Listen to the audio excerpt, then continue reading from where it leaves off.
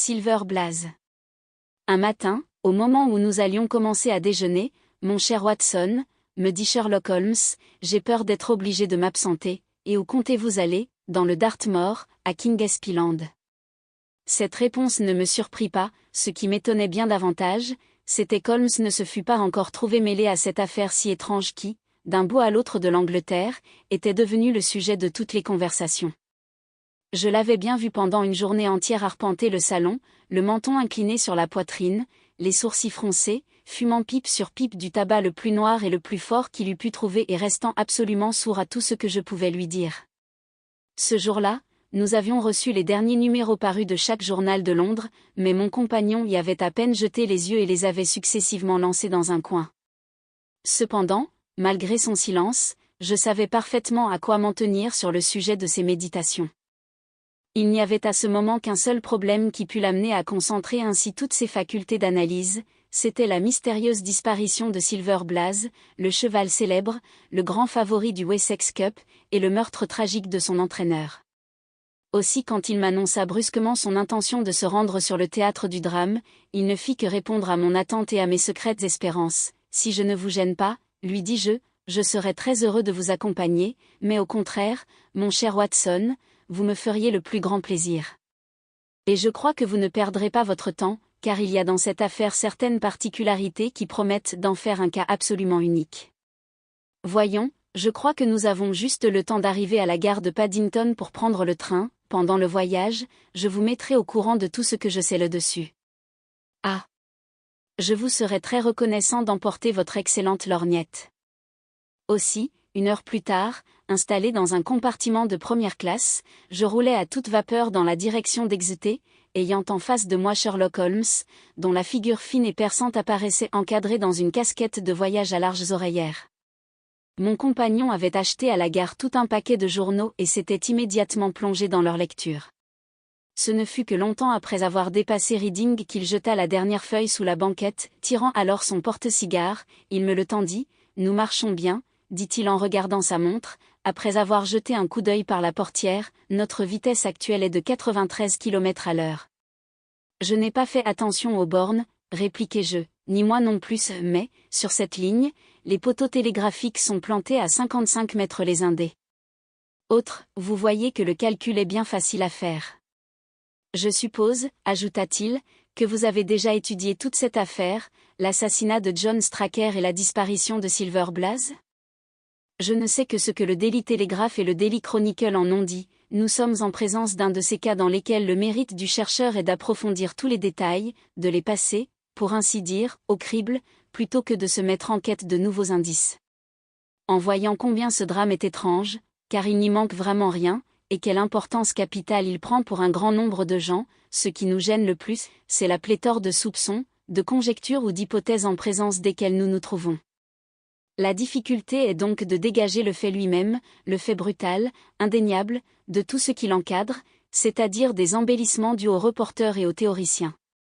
Puis, partant de cette base fixe, nous devons en tirer toutes les déductions possibles et examiner les points principaux sur lesquels semble reposer tout le mystère. Mardi soir, j'ai reçu 2 télégrammes, l'un du colonel Ross, le propriétaire du cheval, et l'autre de l'inspecteur Gregory, l'agent chargé de cette affaire, qui me demandent tous les deux de venir à leur aide. Mardi soir, dites-vous, et nous sommes à jeudi matin.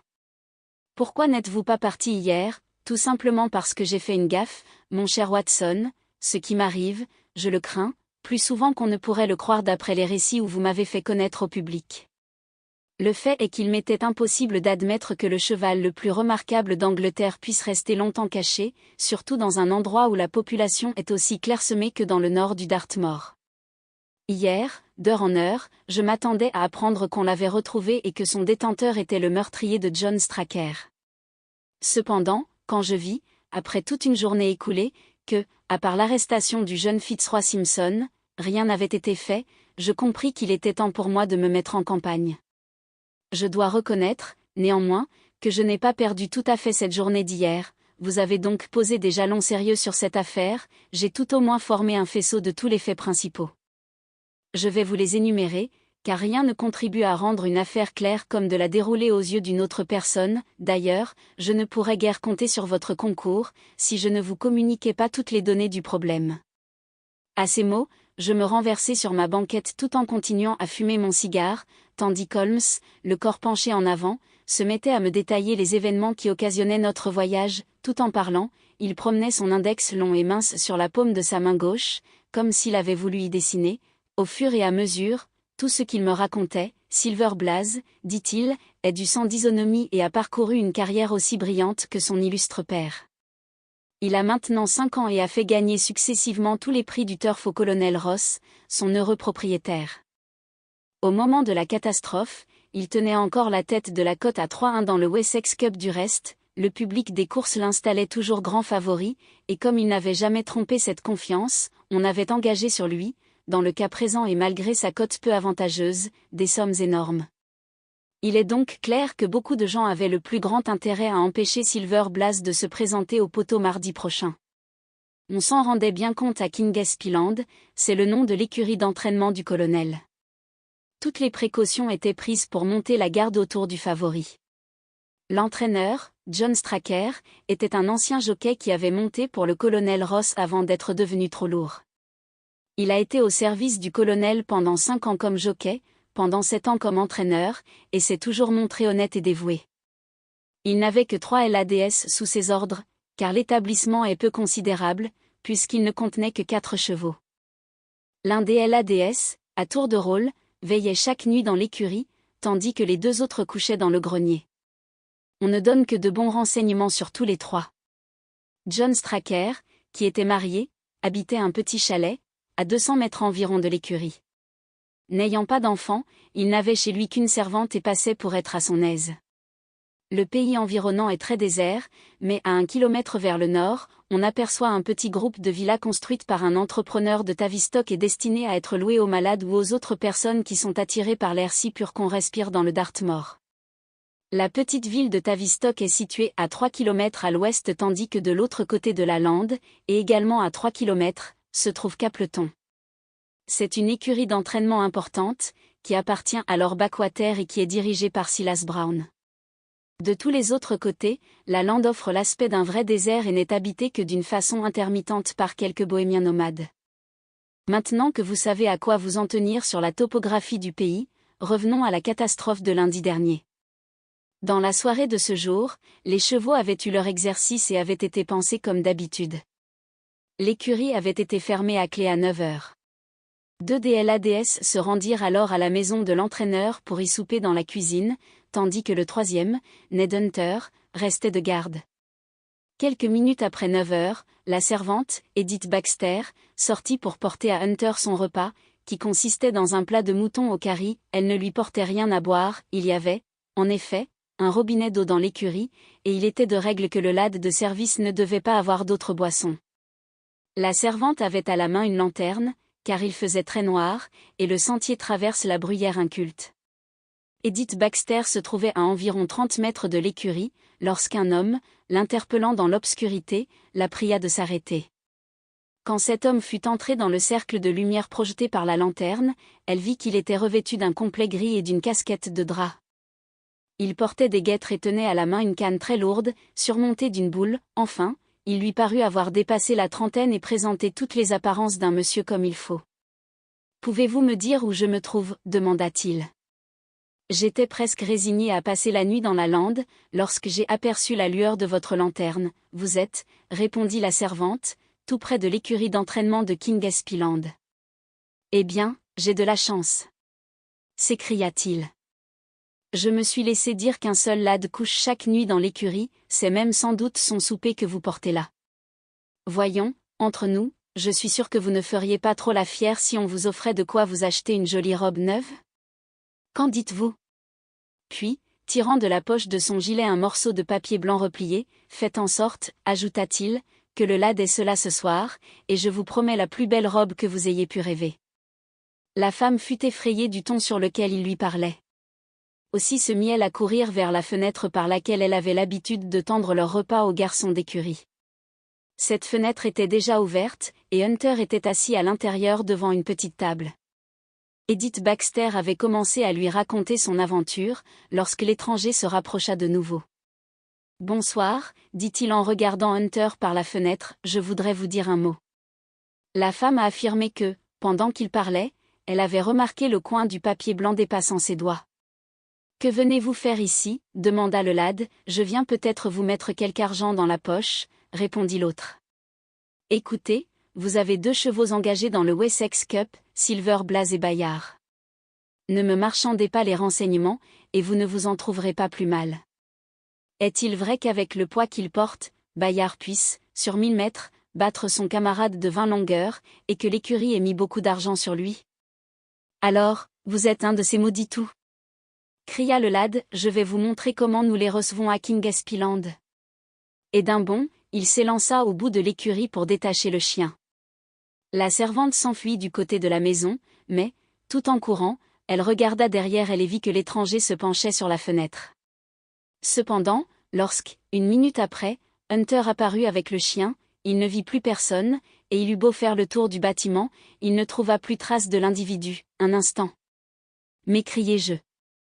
Est-ce que le lad, en sortant avec le chien, avait laissé la porte de l'écurie ouverte ? Bravo, Watson, bravo, murmura mon compagnon. L'importance de ce détail m'a paru telle que j'ai télégraphié hier à Dartmoor à seule fin d'éclaircir le fait. Le lad a bien fermé la porte derrière lui, et je puis ajouter que la fenêtre était trop étroite pour donner passage à un homme. Hunter attendit le retour de ses camarades, puis en envoya un raconter à l'entraîneur tout ce qui s'était passé. Ce récit parut agiter quelque peu Straker, quoique, selon toute apparence, il ne se soit pas bien rendu compte de l'importance de la chose. Néanmoins, il demeura vaguement inquiet. À 1h du matin, sa femme, s'étant réveillée, l'aperçut qui s'habillait. Aux questions qu'elle lui fit, il répondit qu'il était trop préoccupé des chevaux pour pouvoir dormir, et qu'il allait aller jusqu'aux écuries s'assurer que tout était en ordre. Elle le supplia de rester, lui faisant remarquer qu'on entendait la pluie battre les vitres au dehors, mais, quoi qu'elle pût dire, il s'enveloppa dans son imperméable et sortit. Mrs. Straker se rendormit. En se réveillant de nouveau à 7h du matin, elle constata que son mari n'était pas encore rentré. Elle s'habilla à la hâte, appela la servante et se dirigea vers les écuries. La porte en était ouverte. À l'intérieur, Hunter, affaissé sur une chaise, était plongé dans un état d'insensibilité complète. Le box du favori était vide, on ne voyait aucune trace de l'entraîneur. Les 2 lads qui couchaient dans le grenier à foin au-dessus de la sellerie furent immédiatement réveillés. Ils affirmèrent bien n'avoir rien entendu pendant la nuit, mais ils ont tous les 2 le sommeil très dur.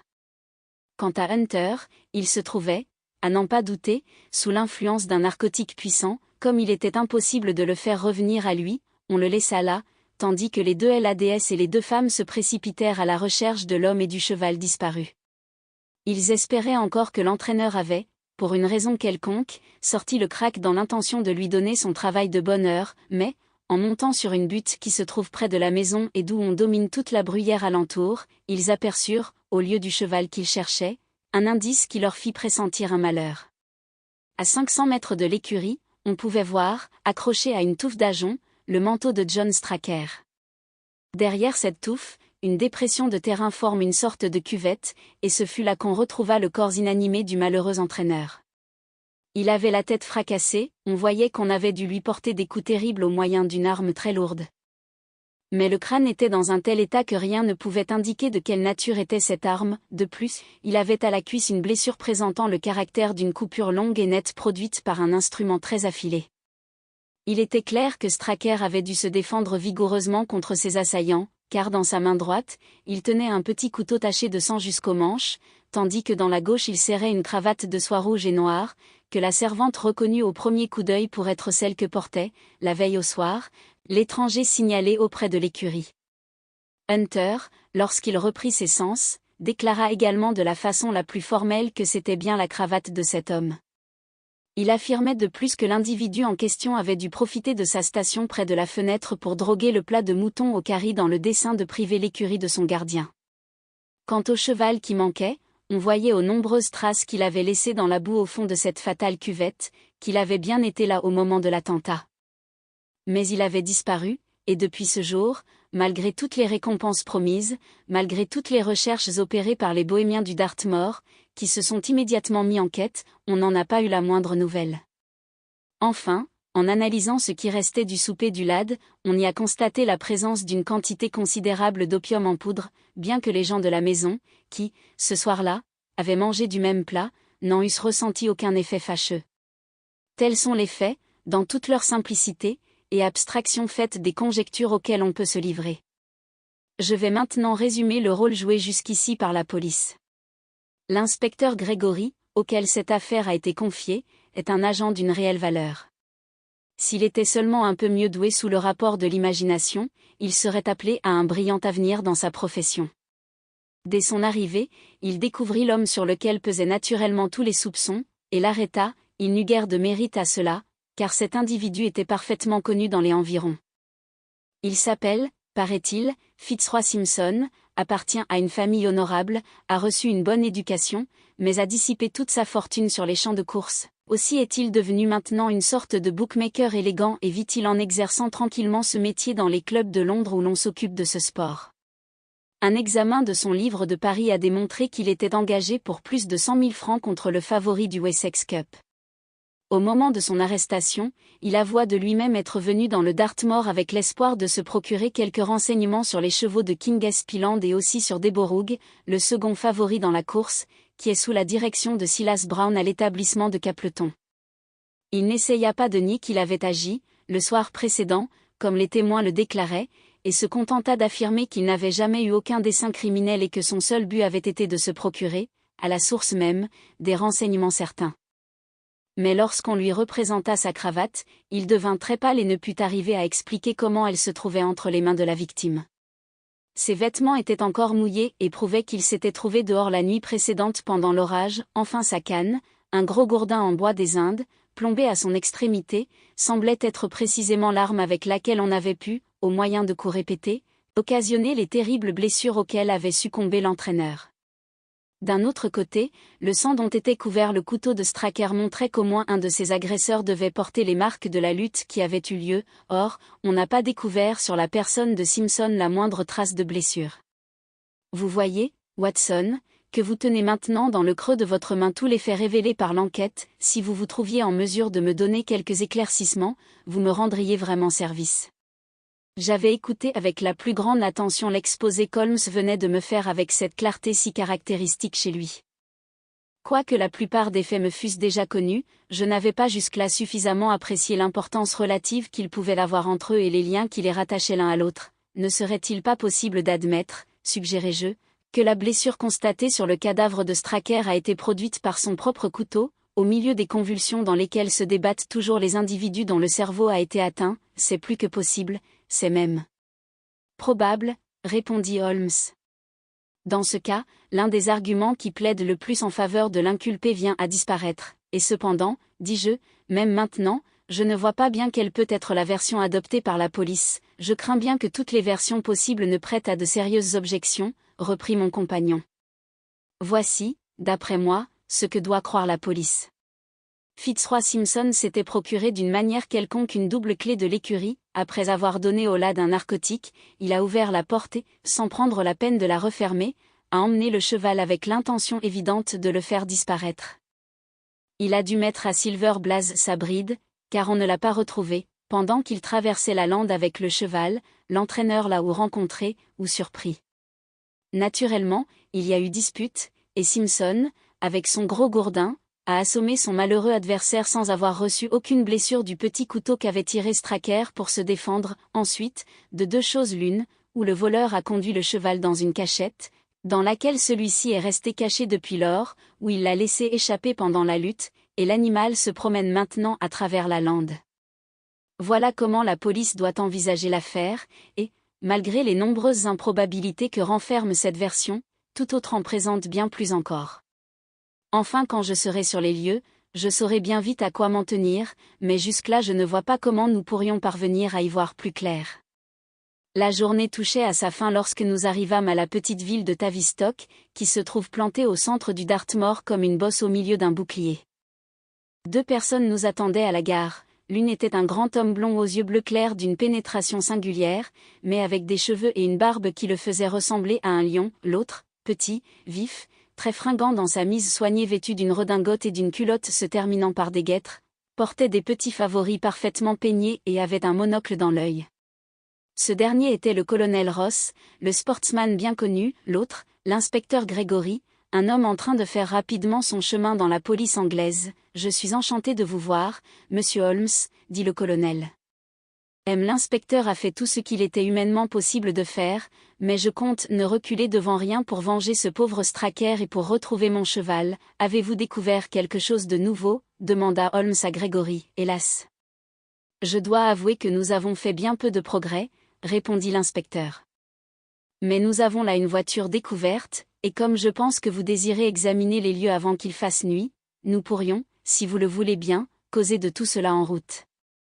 Un instant après nous étions tous assis dans un confortable landau et nous roulions dans les rues de cette petite ville du Devonshire, si vieille et si pittoresque.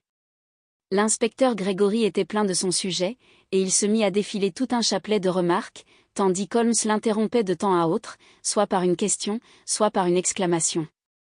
Le colonel Ross se tenait renversé en arrière, les bras croisés et son chapeau rabattu sur les yeux. Quant à moi, j'écoutais de toutes mes oreilles les paroles qui s'échangeaient entre les deux policiers. Gregory était en train de formuler ses théories, et elles se trouvaient être presque mot pour mot ce que Holmes avait prévu en chemin de fer. Toutes les mailles du filet se resserrent sur Fitzroy Simpson, dit-il, et pour mon compte, je crois que nous tenons bien le vrai coupable. Néanmoins, je reconnais que nous ne nous basons que sur des probabilités, et que de nouvelles découvertes peuvent tout modifier. Quel est votre avis au sujet du coup de couteau dont Straker porte la trace ? Nous sommes absolument convaincus qu'il a dû se blesser lui-même en tombant. Mon ami, le docteur Watson, a eu la même idée et m'en a fait part pendant le voyage. S'il en était ainsi, cela serait une charge de plus contre ce Simpson, sans aucun doute. Il n'a pas de couteau lui-même, et on n'a retrouvé sur lui aucune blessure. Voyez, du reste, toutes les apparences l'accusent. Il avait un très grand intérêt à ce que le cheval disparût, il semble bien probable qu'il a endormi le garçon d'écurie, il était encore dehors, nous en sommes certains, au moment de l'orage, il était armé d'une canne plombée, enfin sa cravate a été trouvée dans la main de la victime. Je crois vraiment qu'en voilà assez pour le faire comparaître devant le jury. Holmes secoua la tête, un avocat habile réduirait tout cela à néant. Pourquoi aurait-il fait sortir le cheval de l'écurie ? S'il voulait lui faire du mal, ne le pouvait-il pas sans cela ? A-t-on trouvé sur lui une double clé ? Quel est le pharmacien qui lui a vendu l'opium en poudre ? Et surtout dans quel endroit, lui qui est étranger au pays, aurait-il réussi à cacher le cheval, et un cheval pareil encore ? Mais quelle est l'explication qu'il donne au sujet de ce papier qu'il avait demandé à la servante de remettre au lad ? Il prétend que c'était un billet de 10 livres sterling, et le fait est qu'on en a trouvé un dans son porte-monnaie.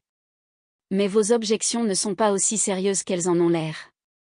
Simpson n'est pas étranger au pays, car il a passé 2 étés à Tavistock. Pour l'opium, il l'a probablement apporté de Londres. La clé, il a pu s'en débarrasser après s'en être servi.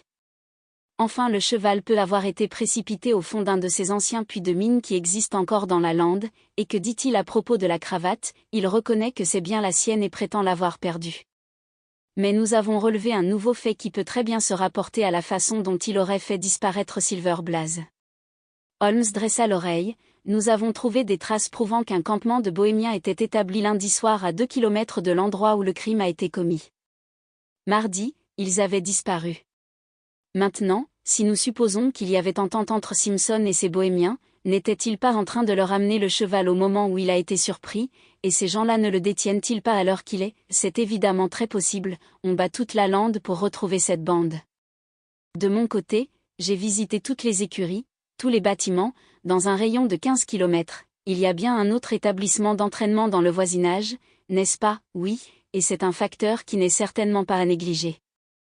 Leur cheval, Deborah, occupait la seconde place à la cote dans le Wessex Cup, ils avaient donc grand intérêt à voir disparaître le premier favori.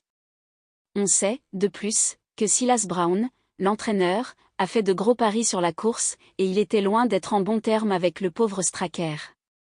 Nous avons, cependant, exploré l'écurie, et nous n'avons relevé aucun indice intéressant, et rien non plus qui puisse faire croire que ce Simpson avait des relations d'intérêt avec l'écurie de Capleton, non, absolument rien. Holmes se renversa dans la voiture, et la conversation cessa. Quelques minutes plus tard, nous nous arrêtions devant une jolie petite villa construite en briques rouges, au toit débordant, à l'aspect propre, et qui était située au bord de la route. Un peu plus loin, au milieu d'un paddock, se trouvait un long bâtiment couvert en tuiles grises. De tous les autres côtés, la lande s'étendait, légèrement ondulée, empruntant aux fougères mortes une teinte bronzée, et n'offrant au regard rien qui vînt couper cet horizon monotone, si ce n'est, d'un côté, les clochers de Tavistock, à l'ouest, le petit groupe de construction qui constituait l'établissement de Capleton. Nous mîmes tous pied à terre, à l'exception d'Holmes, qui, absorbé par ses pensées, restait étendu dans la voiture, les yeux immobiles et fixés sur le ciel. Ce fut seulement lorsque je lui eus touché le bras qu'il se leva en sursaut et descendit à son tour. « Excusez-moi », dit-il en se tournant vers le colonel Ross, qui le regardait avec surprise. Je rêvais tout éveillé. Une flamme brillait dans ses yeux, et, habitué comme je l'étais à ses manières, je reconnaissais chez lui une excitation comprimée qui prouvait qu'il touchait du doigt la clé de l'énigme, bien que, pour mon compte, je fusse incapable de deviner ce qui était venu l'éclairer tout d'un coup. « Peut-être, monsieur Holmes, désirez-vous vous rendre tout d'abord sur le théâtre du crime, dit Grégory. Je crois qu'il vaut mieux que je commence par m'arrêter ici et par y étudier un ou deux petits détails. Le corps de Straker a bien été rapporté dans la maison, n'est-ce pas? Oui, il est déposé en haut, l'autopsie aura lieu demain. N'était-il pas depuis plusieurs années à votre service, colonel Ross? Parfaitement, et je n'ai jamais eu qu'à me louer de lui. Je pense, monsieur l'inspecteur, que vous avez fait un inventaire de ce qu'il avait dans ses poches au moment de sa mort. J'ai mis tout cela dans le salon, et si vous avez envie de le voir, oui, j'en serais bien aise. Nous entrâmes dans la première pièce et nous nous assîmes autour de la table du milieu. L'inspecteur prit alors une petite boîte de fer-blanc fermée à clé et en sortit quelques objets qu'il étala devant nous. Il y avait une boîte d'allumettes de cire, un bout de bougie, une pipe en racine de bruyère, une blague en loutre contenant une once de tabac Cavendish, une montre d'argent munie d'une chaîne en or, 5 pièces d'or, un porte-crayon en aluminium, divers papiers, enfin un couteau à manche d'ivoire dont la lame, très fine, et sans charnière, portait la marque Weiss & Co., London. Voici un couteau bien bizarre, dit Holmes en le prenant et en l'examinant attentivement. Je suppose, en voyant ces taches de sang, que c'est celui que le malheureux avait encore dans la main quand on a retrouvé son cadavre. Watson, regardez-le donc, car il rentre bien certainement dans votre spécialité. Oui, dis-je, c'est ce que nous appelons un couteau à cataracte, je m'en doutais. C'est une lame très mince destinée à des opérations éminemment délicates. Étrange objet à emporter lorsqu'on se lance dans une expédition hasardeuse, d'autant plus que, ce couteau ne se refermant pas, il n'est pas commode à porter dans la poche. La pointe en était protégée par un bouchon que nous avons retrouvé à côté du cadavre, interrompit l'inspecteur. Mrs. Straker nous a dit que cette lame traînait depuis plusieurs jours sur la table de toilette, et que son mari l'avait prise au moment de sortir. C'était une pauvre arme assurément, mais c'était peut-être encore la meilleure qu'il eût sous la main, c'est bien possible. Et qu'est-ce que c'est que tous ces papiers? 3 d'entre eux sont des factures acquittées de marchands de fourrage, un autre est une lettre dans laquelle le colonel Ross envoie ses instructions.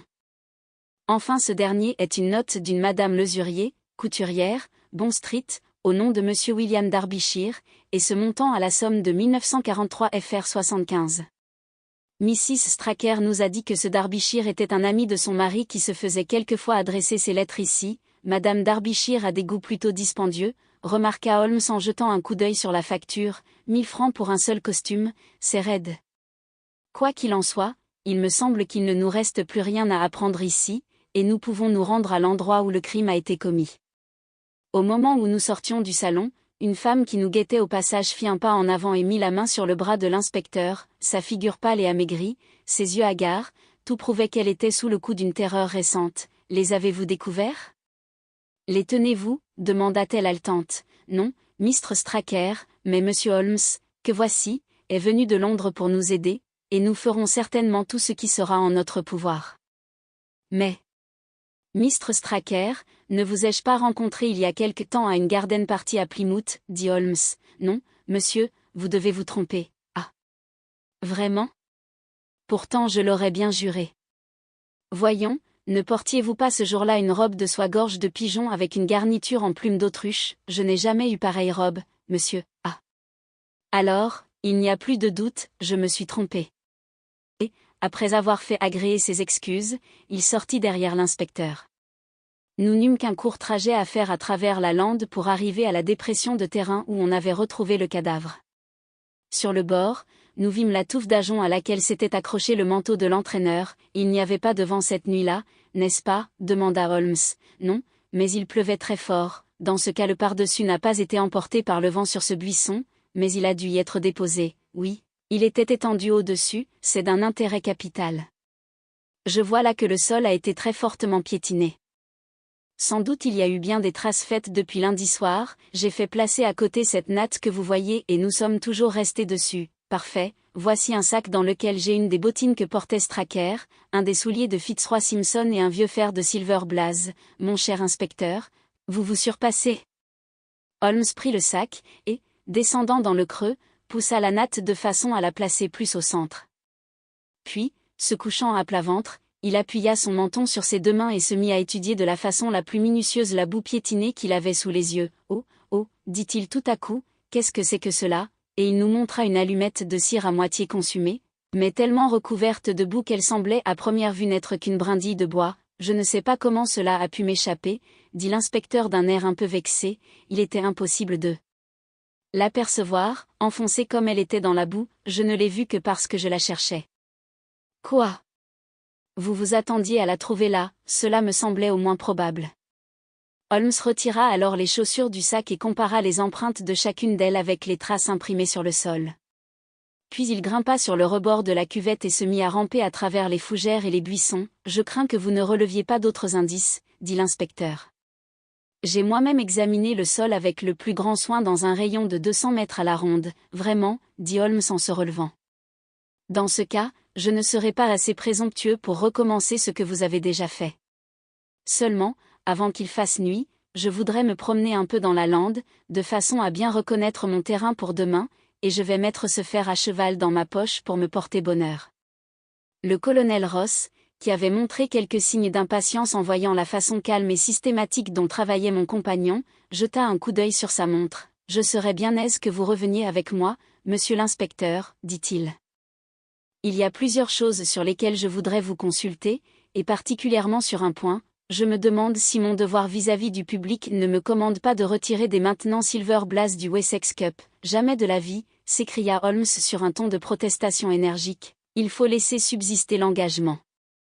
Le colonel s'inclina, je suis très heureux, monsieur, que vous ayez bien voulu me donner votre opinion. Lorsque vous aurez terminé votre promenade, vous nous trouverez dans la maison de ce pauvre Straker et la voiture pourra nous ramener à Tavistock. Il s'éloigna avec l'inspecteur, tandis qu'Holmes et moi nous nous mettions à marcher lentement à travers la lande. Le soleil commençait à disparaître derrière les bâtiments de Capleton, et devant nous la longue plaine s'inclinait en pente douce, teintée, ici d'or vif, là d'un brun chaud et coloré, selon que les rayons du soleil couchant tombaient sur les fougères mortes ou sur les buissons de ronces. Mais les beautés du paysage restaient perdues pour mon compagnon qui semblait plongé dans une profonde méditation. « Voici ce que nous avons à faire, Watson, dit-il enfin. Laissons de côté pour l'instant la question de savoir quel est l'assassin de John Straker, et bornons-nous à rechercher ce qu'est devenu Silver Blaze. Eh bien, en supposant qu'il se soit échappé pendant la lutte, ou bien plus tard, où peut-il être allé? Le cheval est un animal éminemment sociable, si celui-ci avait été livré à lui-même, son instinct l'aurait poussé soit à revenir à Kingespeland, soit à se diriger vers Capleton. Comment croire qu'il soit resté à errer dans la lande? On l'aurait certainement déjà aperçu. Comment admettre que les bohémiens l'aient emmené? Ces gens-là disparaissent toujours dès qu'ils apprennent qu'il s'est passé quelque mauvaise affaire, car ils n'ont aucune envie d'avoir maille à partir avec la police, mais qu'est-ce que cela prouve? Ils ne pouvaient espérer vendre un cheval comme celui-là, en le prenant, ils étaient donc sûrs de courir de très grands risques sans avoir le moindre avantage en perspective. N'est-ce pas clair, alors, où peut-il être, cet animal? Je viens de vous dire qu'il avait dû se diriger soit vers Kingespeland, soit vers Capleton. Puisqu'il n'est pas à Kingespeland, il doit être à Capleton. Prenons cette hypothèse comme point de départ, et voyons où elle nous mène. Cette partie de Land, ainsi que l'a fait observer l'inspecteur, est très sèche et très dure. Mais, vers Capleton, le terrain s'incline, et vous pouvez voir d'ici qu'il existe là-bas une longue dépression dont le sol a dû être détrempé lundi soir. Si notre supposition est exacte, le cheval l'a traversée et c'est là que nous devons rechercher ses traces. Nous nous mîmes à marcher plus vite, et en quelques minutes nous arrivions au bord de la dépression que nous avions remarquée. Holmes me demanda de longer la pente de droite, tandis que lui-même inspecterait celle de gauche. Je n'avais pas fait 50 pas que je l'entendis pousser une exclamation et que je le vis me faire signe avec la main. À l'endroit où il se trouvait, le sol était mou, et l'on distinguait très nettement les pas d'un cheval. Holmes prit dans sa poche le fer de Silver Blaze, et nous pûmes constater qu'il correspondait parfaitement aux empreintes que nous avions devant nous. Voyez un peu à quoi sert l'imagination, dit Holmes. C'est la seule qualité qui manque à Grégory. Mais nous sommes partis d'une simple hypothèse pour imaginer ce qui avait pu arriver, et nous trouvons nos conjectures pleinement justifiées. Continuons. Nous traversâmes un fond marécageux, et ensuite, pendant 500 mètres environ, nous cheminâmes sur un terrain sec et durci. Là, nouvelle dépression de terrain et de nouveau aussi nous rencontrâmes les traces du cheval. Puis elles disparurent pendant 700 ou 800 mètres, mais pour apparaître encore une fois tout près de Capleton. Ce fut Holmes qui les retrouva le premier, et il s'arrêta en me les montrant avec un regard de triomphe. À côté des pas du cheval, ceux d'un homme étaient parfaitement visibles. Le cheval était seul jusqu'ici, m'écriai-je. Précisément, dans le principe, il était seul. Mais, qu'est-ce que je vois là ? La double piste tournait brusquement en faisant un angle aigu et semblait reprendre le chemin de Kingspee Land. Nous nous mîmes à la suivre. Holmes ne la quittait pas des yeux et sifflotait entre ses dents, mais il m'arriva par hasard de regarder un peu de côté, et, à ma grande surprise, j'aperçus les mêmes empreintes qui revenaient dans la direction opposée. Un bon point, Watson, dit Holmes lorsque je les lui montrai. Vous nous avez épargné une longue promenade qui nous eût ramenés sur nos pas. Reprenons la voie dans ce sens. Nous n'eûmes pas à aller bien loin. Les traces s'arrêtaient à la bordure d'asphalte qui s'étendait devant la grille des écuries de Capleton. Comme nous nous en approchions, un groom se précipita au-devant de nous. Nous ne voulons pas de curieux par ici, cria-t-il. Un mot seulement, répondit Holmes en plongeant ses doigts dans la poche de son gilet. Si je venais ici demain à 5 heures du matin, serait-ce de trop bonne heure pour parler à votre maître, M. Silas Brown, grand Dieu, non, monsieur. Si quelqu'un est debout à cette heure-là, c'est bien lui, car il est toujours le premier levé. Mais le voici, et il pourra vous répondre lui-même. Non, monsieur, non, merci. Si on me voyait accepter votre argent, je ne ferais pas long feu ici, plus tard, si vous voulez bien. Comme Sherlock Holmes remettait dans son gousset la pièce d'or qu'il en avait tirée, un homme d'un certain âge, à l'aspect brutal, franchit la grille en balançant son fouet de chasse d'un air menaçant. Qu'est-ce que c'est, Dawson ? Cria-t-il. Pas de bavardage, et au travail. Quant à vous autres, qu'est-ce que le diable vous amène faire ici, causer 10 minutes avec vous, mon cher monsieur, répondit Holmes de sa voix la plus douce, je n'ai pas le temps de parler ainsi au premier venu. Nous ne voulons pas d'étrangers chez nous. Filez, ou je vous lâche mon chien dans les jambes. Holmes se pencha à l'oreille de l'entraîneur et lui murmura quelques mots. L'homme tressaillit fortement et devint rouge jusqu'aux oreilles. C'est un mensonge, s'écria-t-il, un infâme mensonge, comme vous voudrez. Désirez-vous donc que nous éclaircissions la chose en public ou bien préférez-vous que nous en parlions tranquillement dans votre bureau, oh. Après tout, entrez si vous voulez. Holmes sourit, je ne vous ferai pas attendre plus de quelques minutes, Watson, me dit-il, maintenant, monsieur Brown, me voici tout à vous. Les teintes rougeâtres du ciel s'étaient déjà changées en un gris sombre, et 20 bonnes minutes s'étaient écoulées avant qu'Holmes et l'entraîneur reparussent. Jamais je n'ai vu en si peu de temps un changement semblable à celui qui s'était produit chez Silas Brown. Il était pâle comme la mort, de grosses gouttes de sueur perlaient sur son front, et ses mains tremblaient tellement que son fouet de chasse était aussi agité qu'une branche secouée par le vent. Son attitude insolente et brutale avait disparu, pour faire place à celle d'un chien battu qui suit son maître. Vos ordres seront exécutés, monsieur. Ce sera fait, je vous le promets, disait-il, pas de malentendu, n'est-ce pas, reprit Holmes, en jetant un regard autour de lui. L'autre tressaillit en lisant une menace dans les yeux de mon ami. Oh. Certainement non, il n'y aura pas de malentendu, il sera là. Faudra-t-il que je le nettoie avant? Holmes réfléchit un instant et puis se mit à rire. Non, n'y changez rien, dit-il. D'ailleurs, je vous écrirai à ce sujet, mais ne cherchez pas à me jouer un vilain tour, ou sans cela. Oh. Soyez tranquille, monsieur, soyez bien tranquille, vous aurez à le surveiller tout le temps, comme s'il vous appartenait. Allez, vous pouvez compter sur moi, j'y compte, en effet, eh bien. Vous aurez de mes nouvelles demain, le dessus, il pivota sur ses talons sans faire semblant de voir la main tremblante que l'autre lui tendait, et nous reprîmes le chemin de Kingsland. J'ai rarement rencontré un assemblage plus complet d'arrogance, de lâcheté et de bassesse que chez maître Silas Brown, remarqua Holmes. Il a le cheval, alors, il a commencé par vouloir le prendre de très haut avec moi, mais je lui ai détaillé d'une façon si complète tout ce qu'il avait fait ce matin qu'il a été convaincu que je l'avais épié. Vous avez naturellement remarqué que les empreintes relevées par nous étaient celles de chaussures à bout très carré exactement semblables aux bottines qu'il porte. D'ailleurs, aucun sous-ordre n'aurait eu le toupet de faire un coup pareil.